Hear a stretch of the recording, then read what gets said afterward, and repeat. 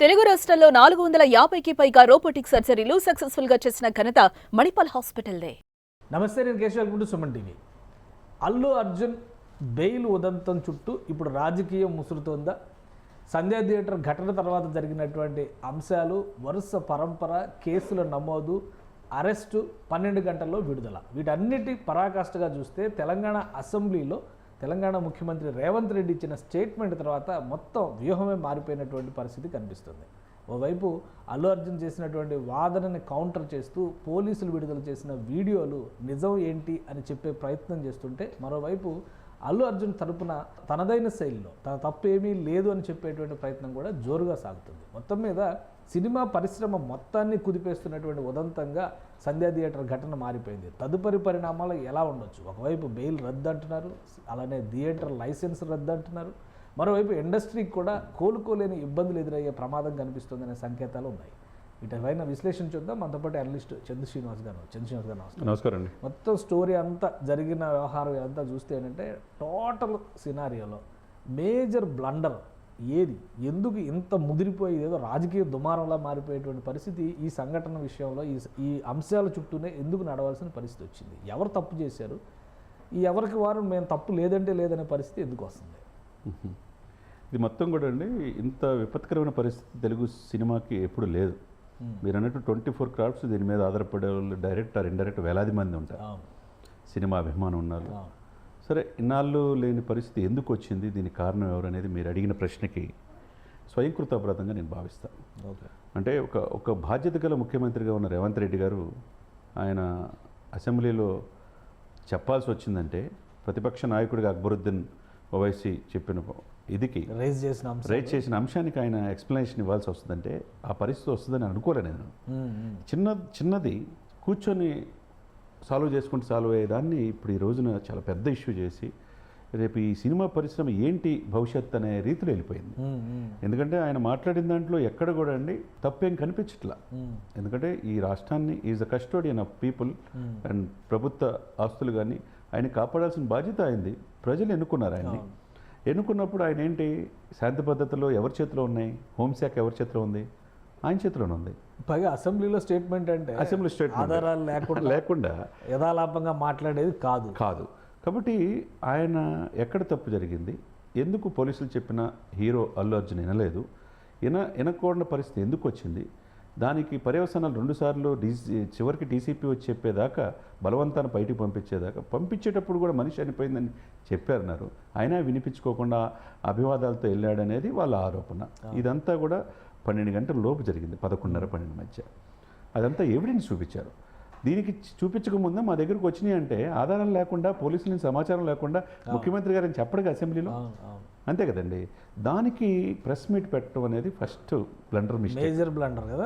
మొత్తం అంత స్టోరీలో బెయిల్ వచ్చినా కూడా కొంత సద్దుమణిగింది అనుకుంటే, ఆయన జనాన్ని పోగేసుకొని సినిమా ఇండస్ట్రీ వాళ్ళు అందరూ వచ్చి పరామర్శలు చేయడం, అది ఒక రెచ్చగొట్టేటువంటి చర్య. మళ్ళీ ఇప్పుడు ప్రెస్ మీట్ పెట్టి, అసలు ప్రెస్ మీట్ పెట్టే రైట్ ఉంటుందో? ఒక లీగల్ ఎక్స్పర్ట్గా మీరు చెప్పండి. ఇప్పుడు ఆయన బెయిల్, మధ్యంతర బెయిల్ పైన ఉన్నారు, రెగ్యులర్ బెయిల్ కోసం ప్రయత్నిస్తున్నారు. ముఖ్యమంత్రి స్థాయి వ్యక్తి అసెంబ్లీలో స్టేట్మెంట్ ఇచ్చినాక ఈయన ప్రెస్ మీట్ పెట్టి మాట్లాడడం అనేది సబబైన విషయమేనా? సబబు కాదండి. నేను మీరు అన్నట్టు లీగల్ యాజ్ ఎ లా చదువుకున్నట్లుగా చెప్తున్నా, ఇంటీరియం బెయిల్ పూర్తి స్థాయి బెయిల్ కూడా కాదు. ఈయన రిక్వెస్ట్ చేసేసి ఇంటీరియం బెయిల్ తెచ్చుకున్నారు. 12 గంటలు చెంచల్గూడ జైల్లో ఉన్నారు. వచ్చినప్పుడు ఎక్కడ కూడా మాట్లాడకూడదని వాళ్ళకే తెలుసు. మేము మాట్లాడలేకపోతున్నామని అరవింద్ గారితో సహా వీళ్ళంతా అంటున్నారు. పక్కన అశోక్ రెడ్డి లాంటి న్యాయవాదిని పెట్టుకున్నప్పుడు మీరు ఆలోచించి మాట్లాడాలి కదా. ఓ పేపర్ స్టేట్మెంట్ అయినా నా క్యారెక్టర్ అసాసినేషన్ జరుగుతుంది అని నిజం నిలకడ మీద తెలుస్తుంది, కోర్టుల మీద న్యాయస్థానం మీద నమ్మకం సరిపోయేది పర్ఫెక్ట్గా. మీలాంటి వాళ్ళు ఆయన వెనక పెద్ద ఆర్మీ ఉందంటున్నారు, పిఆర్ టీము ఉందంటున్నారు, లీగల్ టీము ఉంది. ఇన్ని టీములు ఉండి ఎందుకని ఆయన్ని సరైన మార్గంలో నడిపించలేకపోయారనేది మీరు చెప్పిన ఒక పదం. కేశవ్ గారు 2.5 దశాబ్దాలు 3 దశాబ్దాల అనుభవంతో చెప్తున్నారు. Simple logic. ముఖ్యమంత్రి గారు చెప్పారన్న దానికి ఆయన మీరు అన్నట్టు ఒక ట్విట్టర్లోనో ఏదో ఒక ప్రెస్ రిలీజ్ చేస్తే అయిపోయేది. నేనేదో తప్పు చేయలేదు, పోలీసులు నాకు చెప్పలేదంటే ఎంటైర్ పోలీసు వ్యవస్థని, ప్రభుత్వాన్ని ప్రశ్నించినట్టు. పోలీసులు హర్ట్ అయ్యారు. ఇప్పుడు ఎప్పుడూ స్మూత్గా ఉండి ఆనంద్ మంచి క్రికెటరు, కమిషనర్ ఆనంద్ గారు అంత ఇదిగా వాళ్ళంతా సేకరించుకొని డీజీపీ ఒకవైపు జితేంద్ర గారు కావచ్చు, ఐపీఎస్ Video evidences తో పెట్టేశారు. విత్ వీడియో ఎవిడెన్స్ 12 గంటల ఫుటేజ్ వాళ్ళు దాదాపుగా తీసుకుంది ఏంటంటే 10,000 వీడియోలు. అంటే ఎంత టైం పట్టింది చెప్పండి? 10,000 వీడియోలు సేకరించారంటే ఈ కేసుని ఎంత ఫెస్టేజ్కి తీసుకున్నారో మనం చూడాలి. కాబట్టి ఇక్కడ ఏంది, మనిషి రేవతి చనిపోయింది, శ్రీతేజ చావు బతుకులో ఉన్నారు. ప్రధానమైన ఆరోపణలు ఏంది, తెలిసి ఇన్సిడెంట్ జరిగింది, చావుకి కారణం ఈయనే అని కోమటిరెడ్డి గారు కూడా చెప్పారు నిన్న. ఆ రేవతి మృతికి కారణం ఎవరు? అల్లు అర్జున్ అని చెప్పారు. మహేష్ గౌడ్ కాంగ్రెస్ పార్టీ అధ్యక్షుడు చెప్పారు. ఇంతమంది మంత్రులు చెప్తున్నారు. మీరు తప్పు ఎక్కడ జరిగిందంటే సార్, ప్రధానంగా ముఖ్యమంత్రి గారు మాట్లాడిన దానికి మీరు సమయం పాటిస్తే చిన్న సరిపోయేది.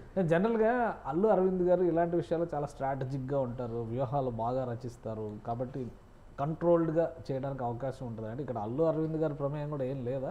ఆయన మాట్లాడాలనుకుంటే మాట్లాడేసి ఉండొచ్చు అనుకోవచ్చా? సరే, ప్రమేయం లేదని మీరు ఎందుకు అనుకుంటున్నారు? అంటే తండ్రి కదా, కంట్రోల్ చేయాలి కదా. అంటే నేను 50% ఇట్లా అని, నేను 50% ఆఫ్లో ఉన్నాను, నేను ఇందాక ఏం మాట్లాడాను రెడీ అని చెప్పేసి అంటున్నాడు కదా.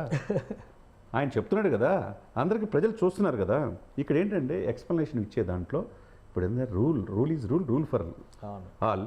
ఇప్పుడు పోలీసుల్ని విచారించాల్సిన పోలీసుల మీదే మీరు అభివాదాలు వేస్తే, ఒక వ్యక్తి మా వాడు క్రెడిబిలిటీ 3 జనరేషన్స్ నుంచి మేము ఉన్నామని చెప్పి అంటున్నాడు, 22 సంవత్సరాలు కష్టపడి ఈ ఇమేజ్ని తెచ్చుకున్నాడు అంటున్నాడు. ఓకే, మీ కొడుకు మానసికంగా 15 రోజుల నుంచి ఇబ్బంది పడితే చూడలేకపోతున్నాను అన్నాడు.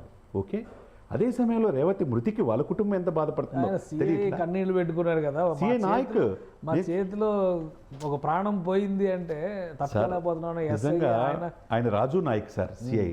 అవును అవును. రేవతిని బతికించడానికి 15 రోజులు బతికించలేకపోయాను సార్ సిపిఆర్. నా పక్కనున్న మౌనిక అనే ఎస్ఐ కూడా వచ్చి సిపిఆర్ చేసిన బతికించలే. 15 రోజుల నుంచి నాకు నిద్రపడతలేదని కళ్ళమట నీళ్లు పెట్టుకున్నాడంటే పోలీసులు మనల్ని రక్షించే సేవకులు సార్. వాళ్ళని మీరు ప్రశ్నించి నువ్వేదో సినిమాలో లాగా కాదు కదా, ఇది నిజ జీవితం.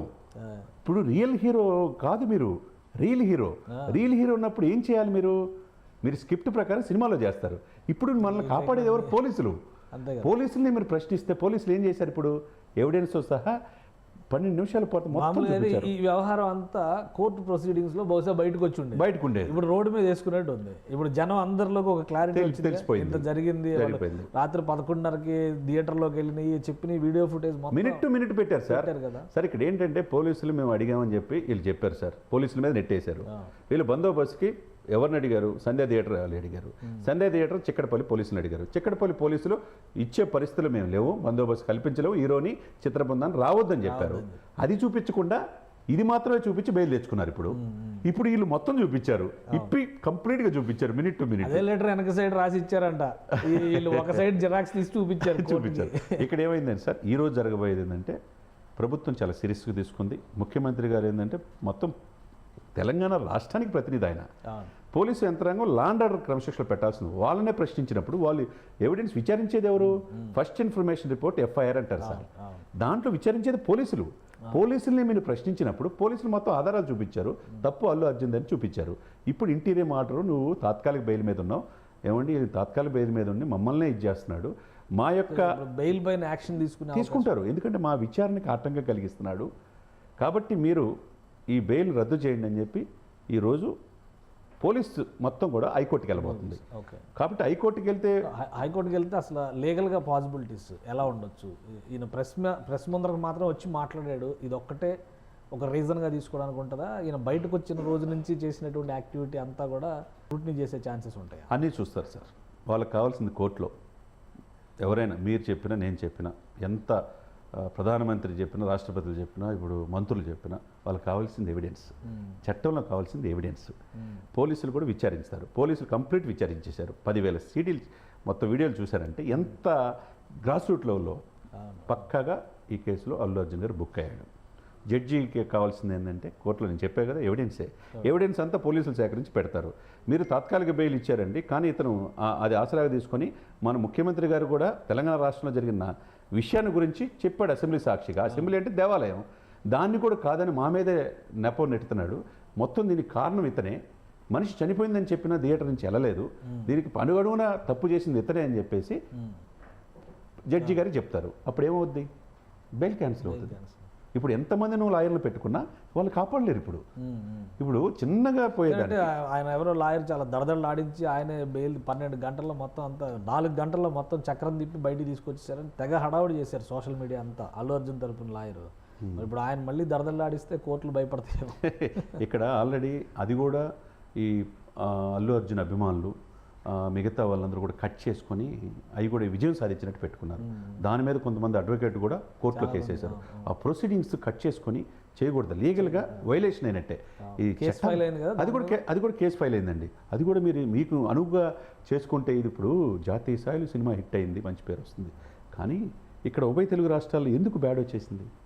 ఈ సిచ్యువేషన్స్ అల్లు అర్జున్ గారికి ఇప్పుడు అనుకున్న ఆర్మీ ఎక్కడుంది, లీగల్ టీం ఎక్కడ పోయారు పాపం, ఇంటి పైన కూడా దాడి చేస్తే ఇప్పుడు దాన్ని ఖండించాలి, మనం అందరూ ఖండించాల్సిన విషయమే అది.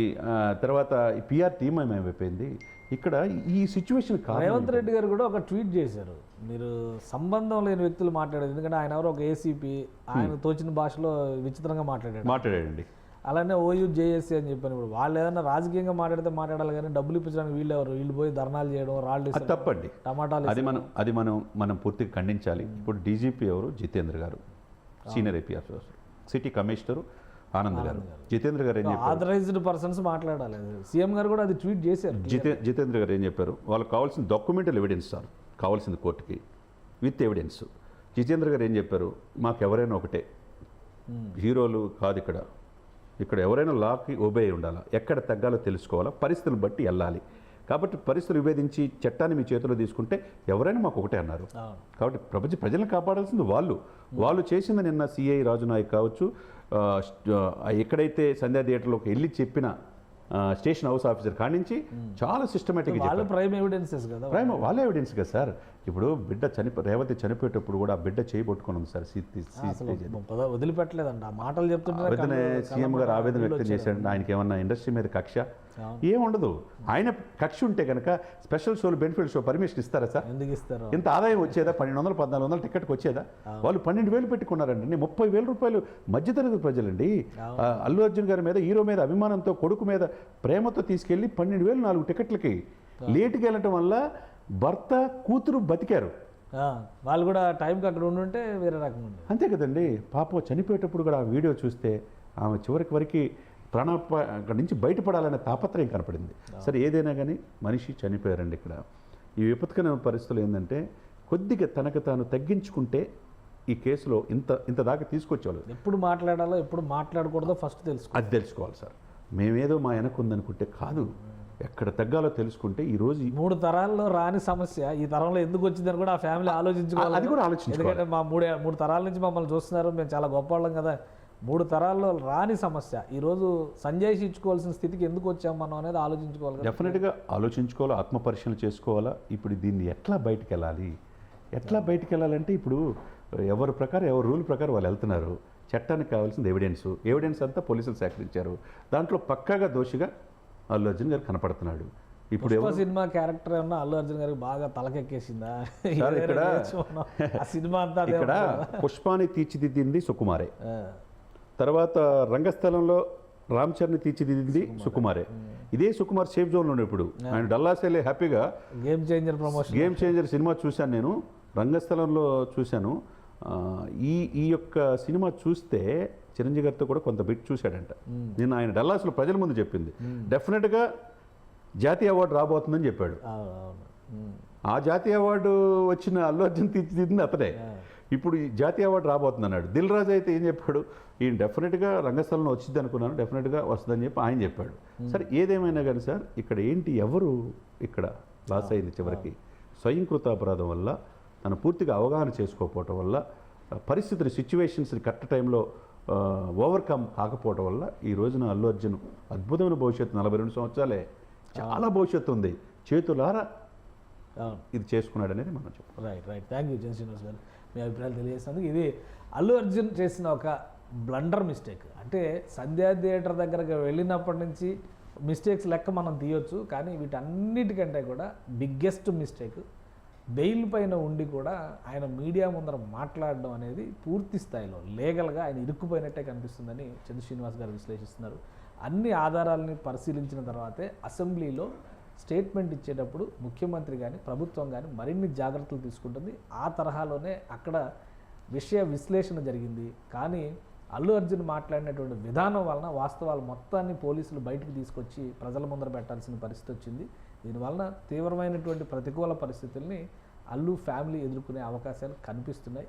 కాబట్టి ఎప్పుడు ఎక్కడ ఎంత మాట్లాడాలో, ఎప్పుడు ఎక్కడ మాట్లాడకుండా ఉండాలో, మౌనం వహించాలో తెలుసుకోవాల్సినటువంటి అవసరం ఆ కుటుంబానికి ఇప్పుడు కనిపిస్తుందని చంద్ర శ్రీనివాస్ గారు విశ్లేషిస్తున్నారు. ఇది స్పెషల్ డిస్కషన్. Keep watching.